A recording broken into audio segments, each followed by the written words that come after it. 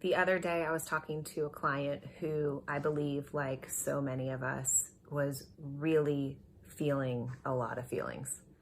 He was feeling overwhelmed by a situation where he was at home working with kids, taking care of his house, all those things, and also needing to show up at work. And was really feeling like his emotions were driving him and that he was really unable to show up as he wanted to as a leader, as a father, all these things. And after talking for a bit, he had a spark that I wanted to share, which is that his feelings are not actually facts, that he had choice and agency in this moment to decide how he wanted to show up and how he wanted to make sense of the situation that he was in. See, what's happening right now is that we have some base level needs that need to be taken care of before we can show up and problem solve, be creative, be the best versions of ourselves. Those base level needs are shelter, security, safety, and a lot of that's being threatened for many of us as we worry about where food's going to come from, how we're going to pay our mortgage, all those things. The other thing that's happening is that when we get stressed, we get more emotionally hijacked, which means this logic center in our brain is more typically able to turn off faster. And so you might be noticing that in certain conversations or situations, you're kind of showing up as the worst version of yourself, or maybe like the 5-year-old version of yourself, and you don't even feel like you can control it. And a lot of that is just what's happening with your brain science. But here's the really good news.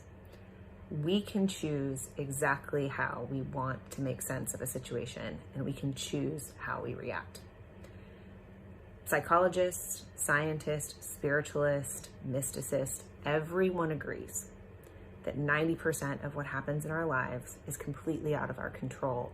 But what we do control is how we make sense of it. And so the question for us then becomes, what are we going to do? And the first thing I would encourage you to do is please honor your feelings. They may not be facts, but they are important. And they do have things that they can teach you about where you're coming from, what's important to you, what's coming up for you. So pay attention to them. But then the second thing to do is to reframe, or as Gabby Bernstein would say, choose again. You might have a story that working from home with kids is an absolute nightmare. I would agree with you. And you can also reframe that to say, well, I have my job. I have a few hours a day I can work really well. I have kids and I have special time with them. There are ways to find a positive spin on pretty much almost everything. So do that. The third thing is to do one of my favorite exercises, which is ask yourself who you want to be, the best version of yourself when you get through this, and invite that person to show up in this situation.